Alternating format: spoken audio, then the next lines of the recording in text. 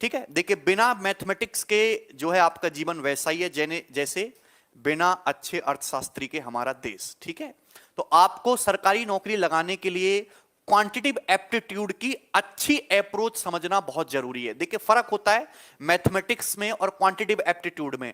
Mathematics आप बचपन में बहुत पढ़ते आए हो, आपने ग्रेजुएशन किया, आपने 10th का पेपर दिया, आपने 12th का पेपर दिया, आपने हजारों सवाल प्रैक्टिस करे हैं, रात रात भर पढ़ाई की है। लेकिन यहां क्या नया है एक्चुअली, अगर आप कंपटीशन की तैयारी करते हो तो मैं आपको कुछ चीजें बताना चाहूंगा। देखिए दो चीजों का खेल है कंपटीशन में, मेनली दो चीजों का खेल है, एक आपकी नॉलेज का और एक आपकी स्पीड का।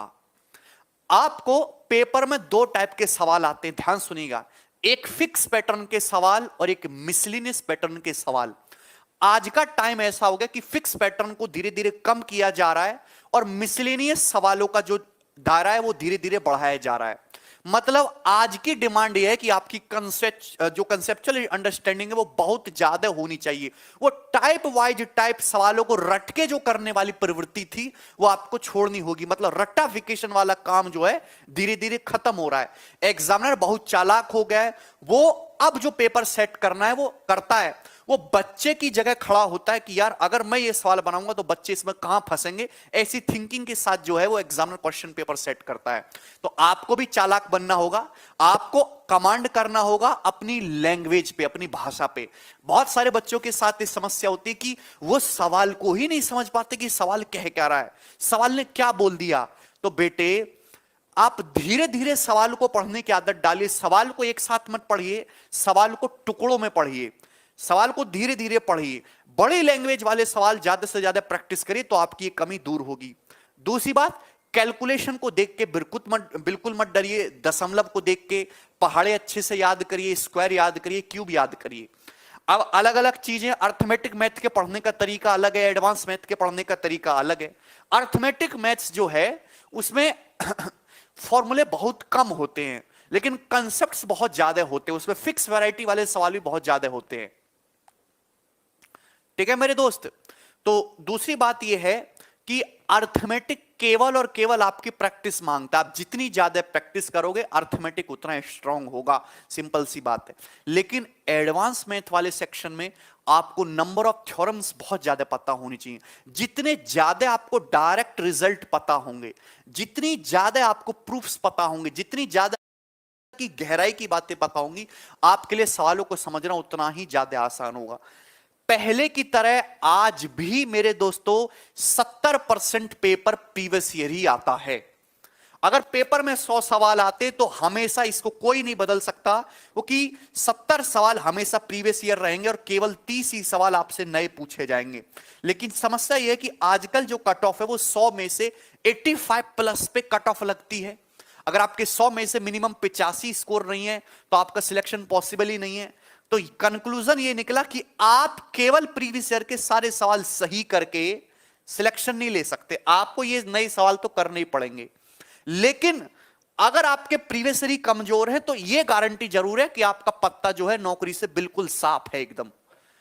तो ये जो प्रीवियस ईयर के फिक्स पैटर्न के इजी सिंपल छोटे छोटे सवाल हैं, इनमें आपकी स्पीड इतनी फास्ट होनी चाहिए कि आप देखते ही सवालों को सॉल्व करो। और इनमें जो टाइम बचता है उन टाइम को जो अच्छे कुछ ही सवाल पेपर में अच्छे पूछे जाते हैं उन पे इन्वेस्ट करके आप उनको भी सॉल्व कर पाओ।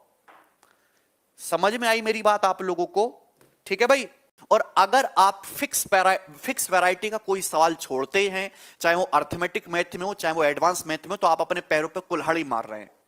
फिक्स वैरायटी आपको बिल्कुल भी नहीं छोड़नी है। जितनी ज्यादा कोशिश करें प्रीवियस ईयर के क्वेश्चंस लगाने की और मिसलेनियस क्वेश्चंस की प्रैक्टिस जरूर करें। अब प्रीवियस ईयर क्वेश्चंस आपको कहां से लगाने हैं? आप जिस भी एग्जाम की तैयारी कर रहे हैं, सपोज कोई बच्चा एसएससी सीएचएसएल की तैयारी कर रहा है तो वो उस एग्जाम के पिछले 5 साल के, केवल आपको पिछले 5 साल के प्रीवियस ईयर लगाने हैं। पिछले 5 साल के प्रीवियस ईयर पेपर सॉल्व करें, लेकिन केवल अपने एग्जाम पर डिपेंड ना रहे। अब एसएससी सीएचएसएल से मिलता जुलता ही एसएससी सीपीओ का भी पेपर आता है, सीजीएल प्री का भी पेपर आता है, इवन एमटीएस का भी पेपर आता है, तो उससे मिलते जुलते एग्जाम के भी पिछले 5 साल के प्रीवियस क्वेश्चंस को सॉल्व करें। कोई बच्चा सपोज सीजल मींस की तैयारी कर रहा है, तो सीडीएस के भी पिछले 5 साल के पेपर जरूर लगाए, वो एमबीए के एग्जाम्स के भी पिछले 5 साल के पेपर जरूर लगाए। आपको मेरी बात समझ में आ रही है? बहुत ज्यादा इंटरनेट से क्वेश्चन डाउनलोड करके या ग्रुप्स में फर्जी सवाल फिरते रहते हैं, उनको सॉल्व करने की जरूरत नहीं है। सबसे पहले आप प्रीवियस ईयर के सवाल प्रैक्टिस करें और उसके बाद आप ज्यादा से ज्यादा मॉक टेस्ट लगाएं, और फिर भी आपके पास समय बचता है तो मेरे दोस्तों आप एक्स्ट्रा जो मर्जी आए वो कर सकते हैं, लेकिन हर चीज जो आप पढ़े वो एग्जाम के रिलेवेंट पढ़े। दूसरी कि पढ़ाई मेरे दोस्तों इस तरीके से करी जाए कि वो पढ़ाई, जो आप पढ़ाई कर रहे हो वो आपकी नॉलेज में मदद करे या ना करे, नॉलेज गई ऐसी तैसी में कोई मतलब नहीं, वो आपकी नौकरी लेने में मदद करे। ऐसी पढ़ाई करो मेरे दोस्तों कि केवल आपका सिलेक्शन हो, और सिलेक्शन हो गया तो नौकरी लग जाएगी, ज्वाइनिंग आएगी, तनख्वाह मिलेगी, तो उसके बाद जो आपको नॉलेज मिलेगी ना वो ज्यादा बेनिफिशियल होगी रादर देन इस किताबी सड़े हुए ज्ञान के। आपको मेरी बात समझ में आ रही है? जिंदगी का ज्ञान ज्यादा इंपॉर्टेंट होता है। तो ज्ञान के लिए आप बहुत बड़े बड़े डिफिकल्ट सवाल बच्चों को करने का शौक होता है ना, गूगल से डाउनलोड करेंगे ज्योमेट्री के 100 सबसे टफ सवाल दुनिया के, पीडीएफ मिल जाएगी, उसको डाउनलोड करेंगे, बनाने की कोशिश करेंगे। क्या मतलब है? ना तो कभी पेपर में पूछा जाने वाला है, ना आपको उसको सीखने की जरूरत है, ना ही आपको उससे कोई फायदा हो रहा है। तो ऐसे काम बिल्कुल ना करें, वही चीज पढ़े जो आपको सिलेक्शन की तरफ ले जाए, और सिलेक्शन तक पहुंच जाए, पढ़ाई को करिए साइड में और फिर जिंदगी का अनुभव लीजिए। सबको मेरी बात समझ में आ गई? क्या कोई परेशानी?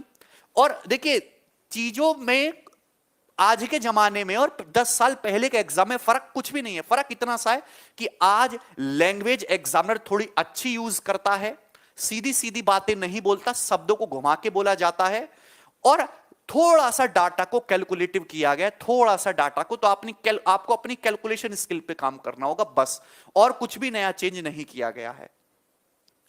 सबको मेरी बात समझ में आई? सबसे पहले आप अपना सिलेबस पूरा कंप्लीट करें। जैसे आप हमारे साथ जुड़े हैं या कहीं और टीचर से भी पढ़ रहे हैं, तो आप अपने टीचर के साथ मिलकर पूरा सिलेबस कंप्लीट करें। जैसे कोई चैप्टर समाप्त होता है, जैसे आज हम ज्योमेट्री से शुरुआत कर रहे हैं, मैं आपको ज्योमेट्री पूरा पढ़ा दिया, उसके बाद आप प्रीवियस ईयर के क्वेश्चंस उठा लें, उनको सॉल्व करें। उसके बाद हम अलजेब्रा पढ़ाएंगे, तो मैंने अलजेब्रा कंप्लीट कराया, अब आप अलजेब्रा के प्रीवियस ईयर क्वेश्चन उठाओ, उनको सॉल्व करो। तो आप साथ साथ सिलेबस भी कंप्लीट करो और प्रीवियस ईयर क्वेश्चन भी सॉल्व करो। सिलेबस कंप्लीट होते ही आप मॉक टेस्ट लगाना शुरू कर दो। समझ में आया? यानी कि फाइनल सिलेक्शन केवल और केवल एग्जाम रिलेवेंट प्रैक्टिस से ही पॉसिबल है और कुछ भी नहीं।